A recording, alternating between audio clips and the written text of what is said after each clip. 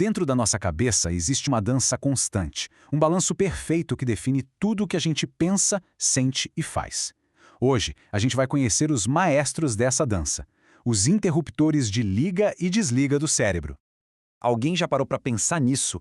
Como é que o cérebro opera nessa linha tênue, sabe? Entre estar super focado e alerta para aprender algo novo e ao mesmo tempo conseguir simplesmente desligar e descansar. A resposta, olha, tá numa coreografia química que é simplesmente fascinante.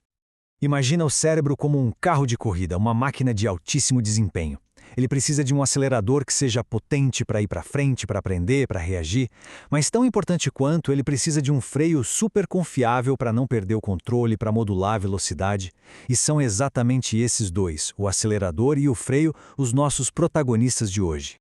Então vamos lá. Primeiro, vamos entender o conceito geral desse equilíbrio. Depois a gente vai conhecer a fundo o acelerador, o glutamato. E na sequência, o freio, o GABA. Aí a gente vê como essa parceria funciona na prática e, por fim, o que acontece quando esse balanço quebra. Basicamente, quase toda a atividade cerebral pode ser resumida na história desses dois neurotransmissores. Eles são opostos, mas, ao mesmo tempo, parceiros inseparáveis. Vamos começar então com o pé no fundo do acelerador. Apresento a vocês o glutamato. Ele é o grande sinal de vai do cérebro. É o principal mensageiro que diz ação, dispare agora. É ele que dá a partida em basicamente tudo. Traduzindo isso de um jeito bem simples, quando um neurônio libera glutamato, ele está basicamente gritando para o próximo neurônio na fila: "Ei, é a sua vez, dispare!" É esse o mecanismo que permite que os sinais viajem numa velocidade absurda pelas nossas redes neurais. E olha, ele não é só importante, ele está em todo lugar. Para se ter uma ideia, cerca de 90%, isso mesmo, 90% dos neurônios do nosso córtex, que é a parte mais pensante do cérebro, usam glutamato para se comunicar. É tipo a língua oficial da atividade cerebral. E a lista de funções dele é impressionante. O glutamato é a base do aprendizado e da memória, porque é ele que fortalece as conexões entre os neurônios. Mas não para por aí. Ele também transmite informações sensoriais, como sinais de dor, e coordena comunicação entre áreas super importantes do cérebro. E é aqui que a mágica do aprendizado acontece, lá no nível molecular. Pensa nesse receptor, o NMDA, como um cofre de banco com múltiplas travas. Primeiro precisa da chave certa, o glutamato. Segundo, precisa de uma senha, que é um outro componente químico. E terceiro, o alarme do banco já tem que estar meio que pré-ativado, ou seja, o neurônio já precisa estar um pouco excitado.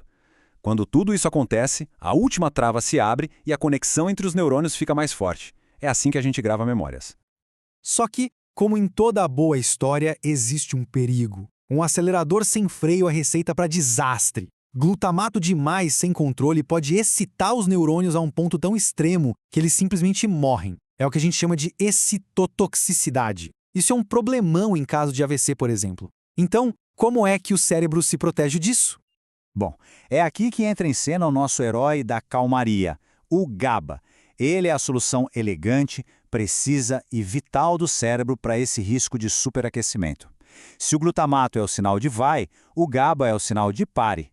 A função do GABA é exatamente o oposto do glutamato. Quando o GABA se encaixa no seu receptor, a mensagem que ele passa para o neurônio é: calma aí, relaxa, não dispara agora. Ele basicamente bota um pano frio no sistema, diminuindo a atividade geral. E agora vem a parte que, para mim, é a mais genial de todo esse sistema. O cérebro, na sua sabedoria, não precisa ir muito longe para encontrar a matéria-prima do seu freio. Ele simplesmente fabrica o freio usando o próprio acelerador. É uma transformação química de uma simplicidade que chega a ser poética. Uma única enzima, chamada GAD, pega a molécula de glutamato, tira um pedacinho dela e, voilá! O sinal de acelera se transforma no sinal de para. É a solução mais eficiente que a natureza poderia ter criado. E o GABA não tem um, mas dois tipos principais de freio. Os receptores do tipo A são como freio de emergência, ação rápida e potente. É neles que substâncias como os benzodiazepônicos, os remédios para ansiedade e até o álcool atuam. Já os do tipo B são como um freio motor, mais lento e prolongado, importante para controlar coisas como o tônus muscular e a dor. Então, no fim das contas, a gente vê que não é uma batalha de um contra o outro. É uma parceria. Vamos dar uma olhada em como esses dois trabalham juntos, num ciclo perfeito e contínuo, para manter o cérebro funcionando na mais perfeita ordem. E para essa parceria funcionar, entra um terceiro elemento fundamental, os astrócitos. Pensa neles como a equipe de manutenção e reciclagem do cérebro. Eles ficam ali entre os neurônios e quando sobra glutamato, eles recolhem para evitar aquela toxicidade que a gente falou. Aí eles transformam esse glutamato em outra substância segura e devolvem para o neurônio. E o neurônio, então, pode decidir se vai usar aquilo para fazer mais glutamato ou, se precisar frear, para fazer GABA. É um sistema de reciclagem perfeito. Mas o que acontece quando esse sistema, tão elegante e preciso, falha? Bom, aí as consequências podem ser bem sérias, afetando diretamente a nossa saúde neurológica e mental.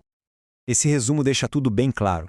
Na epilepsia, por exemplo, o que se tem é um excesso de aceleração ou uma falta de freio, levando a disparos descontrolados.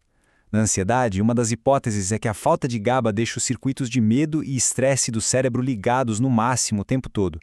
Já na esquizofrenia, a coisa é mais complexa, mas acredita-se que uma falha nos receptores de glutamato desregula todo o sistema. E assim, a gente chegou ao ponto central de toda essa conversa. Aqui não existe herói ou vilão. O glutamato não é o bom e o GABA o mal, ou o contrário. A saúde, a capacidade de pensar, de sentir, de estar bem, reside nesse equilíbrio perfeito, dinâmico e constante entre esses dois gigantes da neuroquímica. E isso nos deixa com uma pergunta para a gente pensar. Será que toda a complexidade da nossa experiência humana, desde o pensamento mais lógico até a emoção mais profunda, não surge de um único sinal, mas sim dessa dança, dessa coreografia perfeita entre excitar e inibir, o ritmo exato entre o ir e o parar, o verdadeiro yin e yang do nosso cérebro?